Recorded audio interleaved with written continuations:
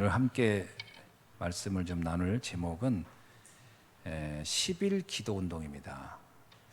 말이 뭐 10일이니까 이제 우리가 뭐 열흘 이런 개념이겠지만 아마 짧은 기간, 뭐 길지 않은 시간 동안에 있었던 일들이죠. 그 마가다락방에 있었던 시간을 말하고 있습니다. 감람산에서 40일간 예수님께서 하나님의 나라의 일을 선포한 그 내용을 붙잡고 그 성도들이 이제 마가다락방에 모여 있었던 기간을 이제 한 10일 이렇게 보고 있는 거죠. 근데 이 기간이 굉장히 중요한 시간이었다라는 겁니다. 그러니까 시간이 꼭 길어야 되는 건 아니고요. 좀 짧더라도 뭔가 좀 우리가 중요한 언약을 붙잡고 집중할 수 있다면 굉장한 역사가 일어난다. 이렇게 말씀드릴 수가 있는 겁니다. 우리가 그 집중을 어떻게 할까라고 하면은 뭐 가만히 앉아가지고 뭐 이런 것도 뭐 하나의 집중의 방법이긴 하겠습니다만은 그거보다도 좀 말씀이 이렇게 그 나에게 좀 떠오르고 생각나고 그 말씀이 이렇게 한 단어로 정리되고 이렇게 하면은 저는 집중이 굉장히 잘 될 거라고 봅니다. 그래서 강단 메시지를 듣고 나서도 한 단어로 정리될 수 있으면 참 좋겠다.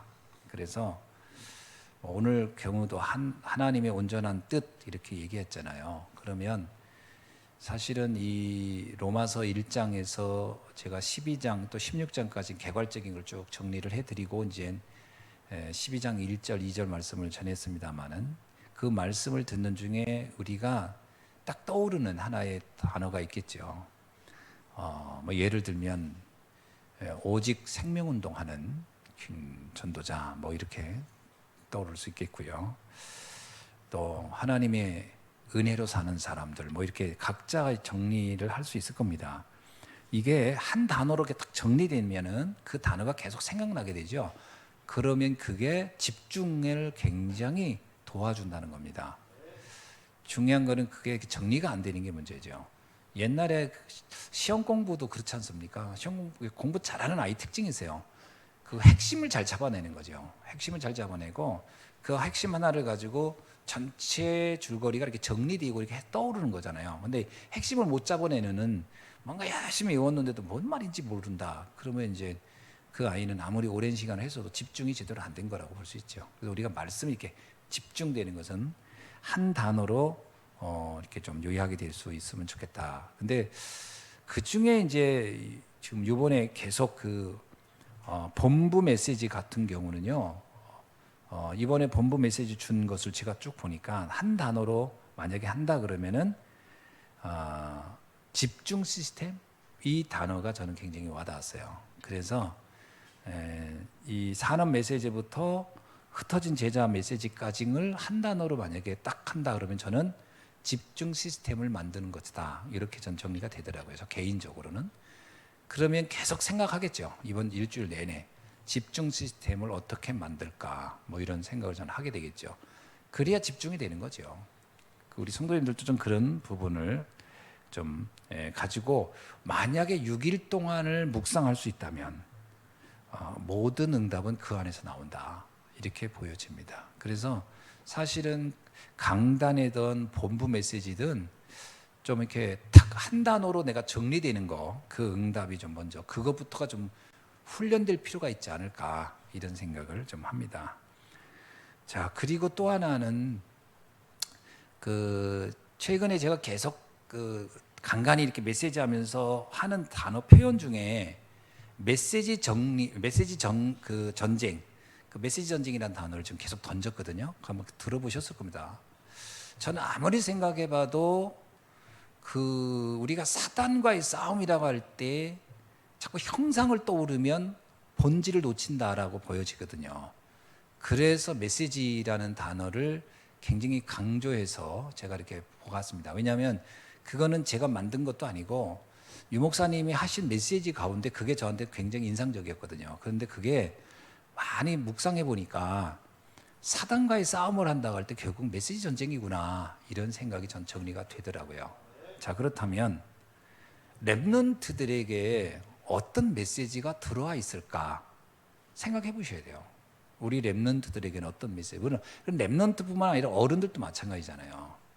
예를 들면 우리나라 사람들 그러잖아요. 뭐 유목사님은 그 얘기 많이 하던데, 아들 딸 구별 말고 둘 만나 잘 기르자. 뭐 그것이 우리나라의 그 국민, 그 지금 우리나라가 그 출산율 벼랑으로 떨어진 결정적인 메시지였다라고 하는 거잖아요. 그러면서 얘기하잖아요. 저도 기억나요. 우리가 초등학교 때 우리가 뭐 애를 낳습니까? 근데 우리한테도 그거 외우라고 해가지고 학교 교실에도 붙어 있었다니까요. 뭐 어디 나가면 그게 붙어 있었어요. 그게 굉장히 강력한 메시지잖아요. 그게 들어간 거죠. 그럼 안 빠져나옵니다. 들어가면. 그 메시지가 그렇게 무서운 거잖아요. 근데 신앙인들에게도 메시지가 뭐가 들어갔을까? 또 우리 일반인들은 뭐가 들어갔을까? 유교 문화권에 있는 사람은 유교 메시지가 들어갑니다. 그래가지고 묘하게 굉장히 남자들이 권위적이에요. 함부로 하고. 그게 뭐냐, 메시지가 들어가서 그런 거예요. 그게 참 무서운 거거든요. 그러면 남자들은 함부로 해도 자기는 남자니까 그런 게 있거든요. 그런 거. 그 메시지입니다. 그 메시지 바꾸려면요, 방법이 없어요. 다른 메시지를 의미 있게 가치 있게 들어가야 돼요. 그래야 바뀌어요. 안 바뀝니다. 그렇지 않으면. 그죠? 우리가 교회 생활에도 메시지가 들어간 게 있을 거란 말이에요. 이거 바꿔내야 되거든요. 자, 그래서 뭐냐면 사람의 소리를 집중해 듣지 말으라는 거예요. 사람의 소리는 그냥 참고해야지, 사람들이 하는 소리 들으면 불신앙 들어요. 사람들은 영적인 얘기 절대 안 하거든요. 영적인 얘기 하는 사람 들어봤어요? 영적인 얘기 하는 거는 불신자 중에는요, 무당밖에 없어요. 무당만 영적인 얘기해요. 그 외에는 영적 얘기 안 합니다. 전부 다 육신 얘기만 하잖아요. 그게 우리에겐 굉장한 불신앙을 갖다 준다. 그래서 불신앙이 그 육신적인 메시지 든 사람이 하는 말이 있어요. 교회 가면 밥이 나오냐, 떡이 나오냐, 쌀이 나오냐, 뭐. 그 얘기 계속 하는 이유가 그 메시지, 육신적인 메시지가 들어가서 그거 가지고 입에서 나오는 거예요. 야, 교회 나가면 뭐 밥이 나오냐, 뭐 떡이 나오냐, 이 말 계속 하잖아요. 우린 찌개도 나오더라고요. 오늘도 찌개 맛있게 먹었잖아요. 근데 이게 메시지가 진짜 무섭거든요. 세상 소리는 오로지 의식주에 관련된 거 외에는 없어요. 그러니까 어린애들도요, 얘기 들어보면 맨날 먹는 걱정하고 어린애들도 맨날 그 얘기해요. 뭐 앞으로 뭐 먹고 사냐고. 참나, 그 부분 좀 어이없는 거예요. 그러니까 메시지가 그렇게 무서운 거예요. 딱 들어가죠. 자기들이 언제 뭐 돈 벌어서 뭐 해본 것도 없으면서 돈 걱정하고 있어요. 아니, 부모가 걱정이지 지들이 했나?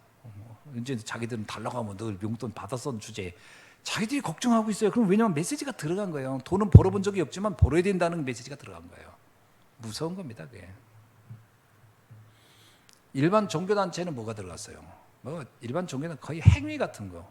착하게 살아야 돼, 뭐 올바르게 살아야 돼. 그 나쁜 건 아닌데 그게 마치 신앙생활의 핵심인 것처럼 메시지가 들어간 거죠.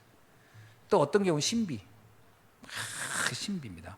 제가 지금 아르메니아 이번에 이제 갈 건데 아르메니아를 놓고 생각했더니 아르메니아 놓고 무슨 메시지를 해야 될까라는 생각을 딱 하는 중에 딱 떠오른 게 있더라고요. 거기는 들어간 게 신비예요. 막 이적, 표적 막 이런 거. 그게 들어갔거든요. 그 아르메니아 개신교는 하여튼 거의 내가 보면 신비가 들어간 것 같아요. 그걸 보면 이제 그거 바꿔줘야 되겠다. 성령에 대한 오해 이런 부분들이요. 성령은 너무 오해돼 있죠. 옛날에 우리나라도 성령 오해 엄청 돼 있잖아요. 성령하면 막 기도원 성령만 이해, 성령 불러. 아마 우리 노영처장님은 잘 알 거예요. 양장로님도 좀 보셨죠? 붕해 가면 맨날 그거 있어요. 여기 두드려 가면서 막 불러. 그럼 어느 목사님은 뭐 자기가 막 성령을 자기가 줘. 성령 받아. 하나님이 성령을 우리에게 선물로 주시는 거지 본인이 준. 자기가 하나님이야. 그러니까 이게 신학적으로 정리가 하나도 안 된 거예요. 누가 주체인지도 모르고. 그리고 성령님은 하나님과 동일한 분이잖아요. 인간이 어떻게 하나님을 자기가 사용해요? 어떻게 분광사인 인간 주제에 자기가 어떻게 하나님을 오라 가라 들어가라 마라 나와라 들어가라 빠져라 뭐 이런 얘기를 자기가 어떻게 하냐. 이게 신학적으로 정리가 안 돼요. 근데 이런 게 한국 교회를 거의 다 병들게 해버렸어요. 전부 다 병들게 했어요. 이게 메시지화 됐어요. 왜냐면 그걸 어릴 때부터 보니까 당연히 신학적으로 정해가지고 물어본 적도 없어요. 질문도 안 해요. 과연 성경적인가? 안 물어. 그리고 그냥 그런 줄 아는 거지. 메시지 정리입니다. 그래서 이번에 WRC에도 우리가 많이 생각할 게 뭐냐면 렘넌트들에게 올바른 복음을 어떻게 늘 건가, 여기에 집중을 하셔야 돼요. 근데 메시지가요 희한합니다. 이렇게 앉혀놓고 막 이거 들어야 돼 막 이렇게 할 땐 잘 안 들어가고요, 희한하게 쓱 앉아서 옆에서 쓱 한마디 하는 거예요. 이런 건 또 솔랑 들어가거든요. 그게 오발탄이 명중이라고. 꼭 오발탄이 명중이에요. 슬쩍 한 게 그 가슴에 박히는 경우가 정말 많거든요. 그래서 렘넌트들하고는 정말 생각 잘 해보셔야 돼요. 이렇게 앉아가지고 밥 먹을 때, 이렇게 대화할 때, 요때가 더 중요한 거예요. 이렇게 앉혀놓고 얘기할 때는요 의외로 잘 안 들어갑니다. 그리고 생각도 안 나요. 1시간 내내 하고 나서 물어보세요. 생각도 안 나. 근데 이렇게 슬쩍 한 말들 있잖아요. 이렇게 지나가면서 이건 가슴에 잘 박히거든요. 그래서 WRC 하면서 여러 가지 행사들도 하고 진행을 하겠지만 이때 우리는 어떤 메시지를 어떻게 넣을 건가를 생각을 좀 잘해보라. 잘해보셔야 됩니다. 그래서 신명기 6장 4절로 9절에 보면은 정말 이건 설명 잘 해놨어요. 읽어보면요, 이게 이렇게 해야 메시지 들어가겠다는 생각이 들어요. 어떻게 들어가냐면요, 앉혀놓고 해서 들어가는 게 아니고요. 여기 보면 이렇게 나오잖아요. 그 신명기 6장 7절에 보니까 네 자녀에게 부지런히 같이 가르치며 집에 앉아 있을 때든지, 여러분 같이 이렇게 앉아서 TV 볼 때라든지, 길을 갈 때든지, 이렇게 걸어가면서 뭔가 얘기하고 보이고 할 때 그때라든지, 누워 있을 때든지, 얘가 이거 잠잘 때라든지, 일어날 때든지, 이때 말씀을 강론할 것이며 이렇게 나왔어요. 이게 중요한 겁니다. 이렇게 메시지가 들어간다고 봐야 돼요. 그걸 유대인들이 이걸 활용을 잘한 것 같아요. 묘하게. 그러니까 일상적인 이렇게 삶 속에서 메시지가 들어가는 겁니다. 그렇죠. 예를 들면은 야, 여기선 이런 행동을 해야 되고, 이런 때는 이렇게 대화해야 되고, 이런 때는 이런 자세를 취해야 돼. 이게요, 그 상황에 있을 때 얘기를 해줘야 그게 그렇구나 하지, 한참 지난 다음에 너 아까 그랬는데 어제 그랬거든 하고서 얘기하면 안 들어가요. 그 상황에서 그때 얘기를 해줘야 되거든요. 그 예절 같은 거, 자세라든가 대화하는 거, 이런 것도 그때 해줘야 그게 각인되기 쉽습니다. 마찬가지로 메시지도 그래요. 메시지도 그게 어떤 사건을 볼 때, 어떤 드라마를 볼 때, 영화를 볼 때 그때 그걸 설명해 주는 게 굉장히 중요합니다. 복음의 관점에서. 그렇지 않으면요, 각자의 자기 생각대로 해석을 할 건데요. 그래서 그게 만약에 선배가 누가 설명해 준다. 특히 렘넌트 때 가장 영향력을 주는 게 누구냐면 선배입니다. 묘하게 선배. 선배들이 이렇게 헛소리 하면요, 그 헛소리가 메시지로 들어가 버려요. 확 들어가 버려요. 그래서 사람 잘 만나야 된다는 것도 있어요. 공부 잘하는 애들은 선생님 영향을 많이 받고, 공부 못하는 애들은 선생님 얘기해야 안 들어가고 그런 건 있지만, 어떻든 우리가 메시지는 평상시 삶의 현장에서 이렇게 딱 넣어주는 거거든요. 그거 굉장히 중요합니다. 그 하나의 메시지가 들어가면 인생을 바꾸는 거죠. 에스더 같은 경우는요, 모르드게가 넣어준 메시지가 너무 잘 들어갔어요. 유대인인 걸 말하지 마. 그 하나의 메시지도요, 얼마나 잘 들어갔습니까? 우리 같으면 그렇게 얘기해서도 잊어버려요. 삼촌이 그런 얘기 했나? 이렇게. 근데 이 에스더는 딱 생각하잖아요. 그리고 지금이 말할 때야. 그때 딱 말하고. 그러니까 메시지가 탁탁 들어간 거예요. 근데 메시지 안 들어가면요, 삼촌이 뭐라는 줄 알아요? 야, 내가 너 귀에 못이 받도록 얘기했잖아, 그거. 근데 가가지고 그냥 쏠랑 얘기해버리냐? 보통은 이게 메시지 안 들어가면 아무리 말해도 이게 기억이 안 나는 거죠. 메시지가 들어가야 됩니다. 이번에 WRC는 메시지를 어떻게 넣을 건가를 생각 많이 하시기 바랍니다. 아멘. 자, 첫 번째입니다. 10일의 기도 운동은 일종의 마가다락방에서 이들이 예수님으로부터 받은 3가지 메시지를 붙잡고 집중한 거예요. 그죠? 그리스도, 하나님 나라, 성령의 역사. 이 세 가지가 가장 중요한 메시지 아닙니까? 이걸 붙잡고 기도했다는 거예요. 그때 가장 중요한 시작이 뭐냐? 세계복음화의 시작은 내 안에 있다.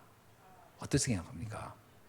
세계복음화는 뭐 분위기 따라서 그렇게 한다고 되는 게 아니고요. 내 가슴 속에 진짜 난 세계복음화 하고 싶은 열망이 가득할 때부터 세계복음화의 역사는 시작되는 거예요. 그 내 안에 세계복음화를 해야 되겠다는 생각이 들어가는 게 가장 중요합니다.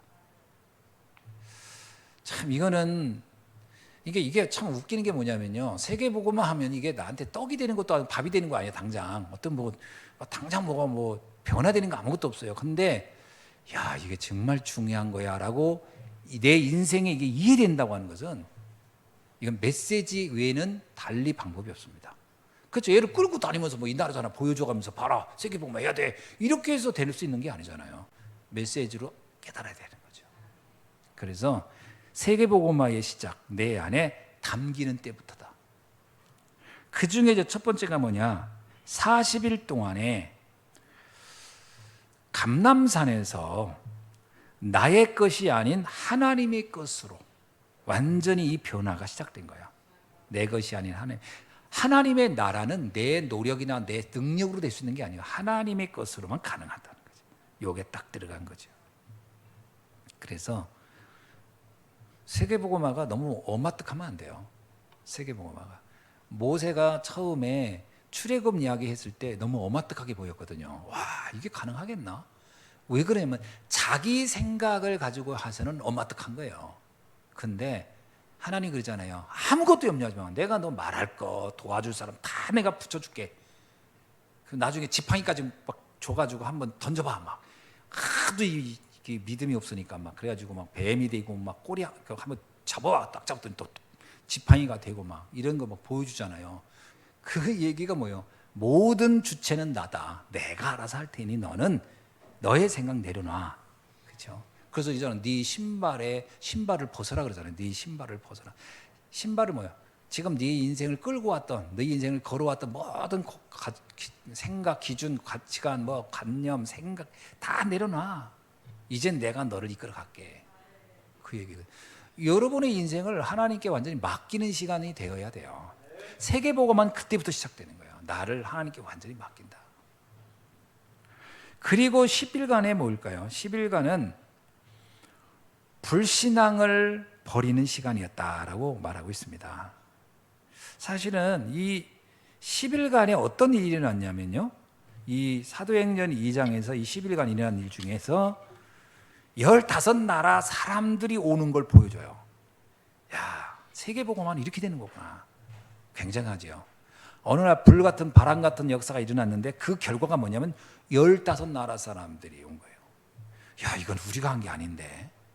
우리가 이렇게 할 수 있는 거 아닌데 어떻게 15나라 사람이 왔을까? 이게 놀래죠. 또 하나가 놀래요. 뭐냐면 17절에 보니까 너희 자녀들은 예언할 것이고 너희 젊은이들은 환상을 보고 너희 늙은이들은 꿈을 꾸리라. 그러면서 18절에 그때 내가 내 영을 내 남종과 여종에게 부어주리라. 이게 굉장히 중요합니다. 여기서 남종과 여종. 남종과 여종은 뭐냐? 모든 사람은 전도 다 복음 받을 수 있어. 그렇죠? 옛날에는 이게 여러분 생각해보세요. 유대교의 특징이 뭐가 있냐면요. 유대교에서 잘 보면요. 지성소에 들어가서 영을 받는 사람은 대제사장만 받는 거예요. 대제사장이 받고 그거를 백성들에게 가서 전달해 주는 거거든요. 그러니까 영을 남종과 여종이 받는다는 건 있을 수가 없는 거예요. 그거는 딱 대제사장 딱 한 사람. 그런데 신약으로 오면서 뭐예요? 만인 제사장이에요. 누구나가 하나님의 영을 받을 수 있다. 이거는 엄청난 역사예요. 그러니까 그게 감람산에서 받았던 메시지가 마가다락방에서 확인되는 거예요. 야, 모든 사람이 복음을 들을 수 있고 하나님의 비밀을 알 수가 있는 거구나. 이렇게 되는 거죠. 그러면 뭐예요? 우리가 복음 전하는 게 어떻게 해요? 복음 전하기만 하면요. 남종이든 여종이든 제자가 나온다는 거 아니에요. 어디든지 제자가 있다는 거잖아요. 옛날 같으면 어떻게 해야 돼요? 꼭 제사장 붙잡아가지고 그 사람 설명해서 그 사람이 알아들어야 그 전도가 되겠다고 생각했지만 아닙니다. 모든 사람이 다 제자가 될 수 있다. 이런 어마어마한 일들이 일어난 거죠. 그걸 이제 그때 10일 동안 체험한 겁니다. 그러니까 이들이 비로소요, 예배가 뭔지, 예배가 어때요? 예배가 어떤 겁니까? 그 전에 예배는요, 예배가 이런 개념이에요. 예배가 아니에요. 제사지. 구약은 제사고 신약은 예배입니다. 제사가 뭐예요? 제사. 양을 잡아야 돼. 피 흘리고 막. 근데 예배는 뭐예요? 내가 오늘 또 나왔지만 로마서 저기 12장 1절에 나왔지만 내가 하나님 앞에 내가 자체가 제물인 거예요. 내가 피 흘리지 않는 제물, 산 제물이에요. 내가. 그러니까 내가 하나님을 대면하는 제물이 된 거예요. 그러나 그 전에는요, 인간이 하나님을 대면할 수 없어요. 그 동물이 대신 죽어가지고 그게 죽어가지고 하나님을 대신 만나고 나는 그 간접적인 이제 하나님이 우리 죄를 용서했구나 이렇게 간접적인 메시지였는데 이제 직접 메시지 하나님이 나와 대면하는 거잖아요. 예배가 뭔지. 그래서 뭐예요? 우리는 다 누구나 지성소를 들어갈 수 있는 거죠. 그래서 성소와 지성소 사이의 회막이 그 회장이 찢어졌잖아요. 예수님이 십자가에 죽는 날. 무슨 말? 모든 사람은 담대하게 하나님 앞에 나가 예배 드릴 수 있느니라. 아멘이죠? 그러니까 정말 어마어마한 거죠. 우리가 이렇게 예배를 드린다는 거죠. 이게 그래서 여러분이 지금 이 자리가 뭐예요? 이 자리가 하나님을 우리가 직접 만나는 자리예요. 뭐래요? 메시지로. 옛날에는 성경을 우리가 이렇게 읽을 수 있는 게 아닙니다. 우리는 읽을 수 없어요. 성경을 어떻게 돼 있어요? 성경을 다른 사람이 읽어주는 거예요. 읽어주는 거예요. 오늘날에도 그런 문화와 전통이 유대교인이 있잖아요. 유대교인 그냥 히브리어 원어로 읽습니다. 못 알아듣는 사람 못 듣는 거고, 알아듣는 사람 안 듣는 거고. 그 누가 읽냐? 대세상만 읽죠. 일반인들은 못 읽게. 근데 지금은 좀 많이 바뀌었다 하더라고요. 근데 그 모슬렘이 그런 비슷한 전통이잖아요. 구약의 전통을 바꾼. 모슬렘도 보세요. 모슬렘도 아랍 글자로 된 것만 코란이에요. 코란은 번역을 하면 안 돼요. 그래서 코란은 번역된 게 없어요. 번역을 하면 번역한 자가 불경죄에 의해서 그들은 처형시켜버려요. 지금도. 그래서 만약에 코란을 한국말로 번역했다. 번역한 사람 죽습니다. 그 사람들 가만히 있어요. 죽이지. 자, 예를 들면 그런 식이란 말이죠. 근데 이게 구약도 비슷했을 거란 말이에요. 성경 말씀이 아무나 읽고 할 수 있는 게 아니에요. 루터가 그걸 뒤집어 깬 거 아니에요. 중세교회에도 중세교회 왔을 때도 그 전통이 있어가지고 어떻게 해요? 라틴어로 된 성경을 번역을 하지 못하게 했단 말이에요. 그럼 라틴어를 아는 사람은 신부 몇 명밖에 몰라. 그 신부들 라틴어 공부한 신부들만 성경을 읽고 나머지 백성은 까막눈이야. 아무도 몰라 성경을. 그럼 성경에 그냥 뭐 그 면죄부 있다 그러면 그냥 그런가 보다 하고. 그리고 성도들이 그래도 성경에 대해 궁금해요 하면 뭐라고 했을까요? 니들은 읽으면 안 돼. 그럼 근데 궁금해? 알았어. 그럼 여기다 그림 그려놓게. 그래서 성화라는 게 나온 거예요. 예수님의 탄생에서부터 죽음 부활까지를 그림을 그려서 그 성당에다 쭉 붙여놓은 거예요. 그리고 뭐냐면 성경 읽지 말고 저 그림을 봐. 그림. 다 알았지? 그럼 된 거야 임마. 이제 신앙생활은 그림 보고 하는 거예요. 그런 시대. 그때 루터가 아니다. 이건 아니다. 그러면서 이제 말씀 번역하기 시작했잖아요. 굉장히 중요한 사건이잖아요. 그런데 사실 초대교회가 어떤 면에서 뭐죠? 남종과 여종이 바로 성령을 입을 수 있다, 받을 수 있다. 엄청난 거죠. 그 얘기는 뭐예요? 집중 내가 하나님의 말씀을 대면할 수 있다는 거예요. 자, 그런 의미로 예배. 그러니까 진짜 예배가 뭐냐라는 거예요. 진짜 예배. 우리가 막 소잡고 말잡고 해야 진짜 그 예배가 아니고 하나님의 말씀을 내가 읽고 듣고 묵상할 수 있는 거. 그래서 계시록에 뭐라고 나오죠? 이렇게 나오는 거예요. 이 말은 예사로운 말이 아니에요. 이런 전통을 가지고 이런 배경을 가지고 보면 이 말이 굉장히 중요한 거예요. 요한계시록 1장을 보면 1장 3절 이 예언의 말씀을 읽는 자와 듣는 자와 그 가운데 기록한 것을 지키는 자는 복이 있나니 때가 가까움이라. 이 말이 이런 배경 속에 나온 거예요. 아니 뭐 성경 읽는 게 뭘 복이냐고. 아닙니다. 이건 어마어마한 배경이에요.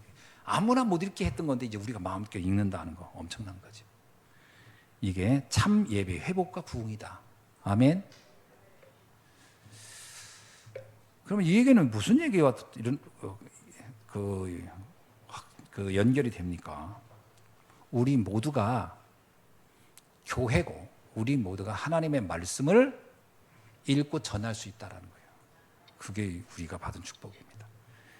자, 이것이 세계복음화의 시작이에요. 무슨 말인지 아시죠? 그래서 세계복음화를 누가 대신해 주는 게 아니라 지금 이 언약 잡은 나로부터 시작되는 것이다. 내가. 두 번째입니다. 보호자의 경제 회복인데요. 이거는 이러한 세계복음화의 언약을 가지고 있는 사람에게 열리는 문을 얘기하는 거예요. 어떻게 문이 열렸냐? 5가지 시간표, 5가지 문, 5가지 능력이 나타났다라는 거예요. 여기는 안 써 있기 때문에 제가 간단하게 설명할게요. 5가지 시간표가 뭐냐면 사도행전 2장 1절에요. 오순절 날이 이미 이름에 능력이 임재하는 시간표. 그렇습니다. 여러분이 언약 잡고 있으면 내가 세계복음화 할 수 있는 모든 답도 다 가지고 있다라고 하면 어느 날 능력이 임재하는 시간표가 임한다라는 거예요. 두 번째요. 사도행전 2장 5절 그때에 어떤 그때입니까? 전도의 시간표가 딱 옵니다. 사도행전 2장 18절 그때에 말씀이 성취되는 시간표가 옵니다. 그리고 사도행전 2장 41절 이날에 3천 제자가 일어나는 시간표가 옵니다. 그리고 사도행전 2장 46절로 47절 날마다 현장에 역사하는 시간표가 온다는 거예요. 그 다음에 5문이 뭐죠? 사도행전 2장 1절입니다. 능력의 문이 열려요. 바람 같은 불 같은 능력의 문이 열려요. 사도행전 2장 9절에서 11절 전도의 문이 15나라 전도의 문이 쫙 열려요. 사도행전 2장 41절 제자의 문이 3천 제자의 문이 열려요. 사도행전 2장 43절로 45절 경제 축복의 문이 쫙 열려요. 사도행전 2장 46절로 40절 현장 변화의 문이 일어나는 겁니다. 5가지 능력은 뭘까요? 사도행전 2장 1절로 4절입니다. 불 같은 바람 같은 능력. 사도행전 2장 9절에서 11절 15나라 전도의 능력. 사도행전 2장 14절로 21절 말씀 성취의 능력. 사도행전 2장 41절로 3천 제자를 찾는 능력. 사도행전 2장 42절 40절 현장 변화의 능력. 근데 이게 같은 성경 구절이거든요. 근데 시간표로 볼 거냐, 문으로 볼 거냐, 능력으로 볼 거냐, 그건 그때그때 달라요. 그때그때 달라요. 그 무슨 얘기죠? 언약 잡고 있으면 때로는 시간표, 때로는 능력으로, 때로는 문으로 열리는 겁니다. 그건 하나님이 알아서 하니까 조급할 거 없어요. 성도님들이 많이 이제 답답하고 할 때가 뭐냐면 조급하거든요. 왜 당장 안 될까? 여러분, 지금 당장 안 되는 게 하나님의 계획이면 안 되는 게 좋습니다. 시간 지나고 나면요. 그래서 하나님이 이렇게 시간을 늦췄구나를 알게 될 겁니다. 자, 그런 거죠. 경제도 마찬가지죠. 경제를 하나님 주세요 해서 오는 때가 아니고요. 어쩌면 내가 마음 딱 비고 언약 잡고 가다 보면 경제문이 오늘 열리는. 그래서 이렇게 생각해야 돼요. 경제를 내가 생각하는 수준 가지고 세계복음은 안 될 겁니다. 내 수준 가지고, 그죠? 내가 하나님 매달 월 얼마큼 벌었으면 좋겠고 이거 가지고는 세계복음화 할 수 없고요. 에레미야 33장에 있는 말씀 그대로예요.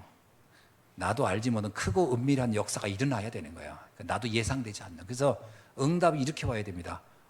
난 상상도 못했는데 이런 응답이 이렇게 돼야 세계복음화 하는 겁니다. 그래서 경제에 대해서 너무 이렇게 초조하게 계산하지 마세요. 계산하고 있다는 것 자체가 계산이 되면 세계복음화 못해요. 일단 돈 버는 것도 계산이 안 될 정도 돼야 돼요.